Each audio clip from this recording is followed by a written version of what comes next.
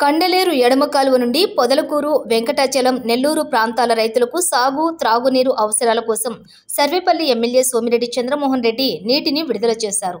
తమ ప్రభుత్వం రైతు పక్షపాత ప్రభుత్వం. మా ప్రభుత్వం అధికారంలోకి రాగానే రైతాంగానికి ఇబ్బందులు లేకుండా ఎడమ కాలువ ద్వారా 260 క్యూసెక్కుల నీరు విడుదల చేశామన్నారు.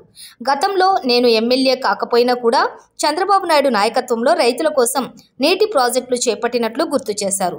వైసీపీ ప్రభుత్వం 5 సంవత్సరాల పాటు అధికారంలో ఉన్న రైతులకు సహాయం చేయడంలో విఫలమైందని, మోటార్లు కూడా పనిచేయకుండా తుప్పుపట్టాయని ఆరోపించారు.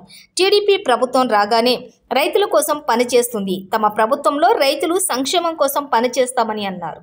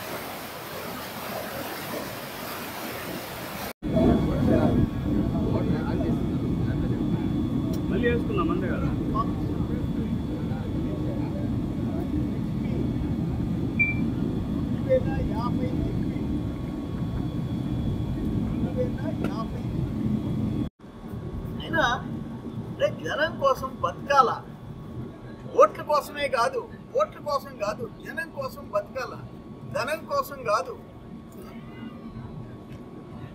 అన్ఫార్చునేట్ చంద్రబాబు నాయుడు గారు వచ్చారు పట్టడం, ఎందుకంటే వాళ్ళకి ఆ కరువు రావాలని కోరిక.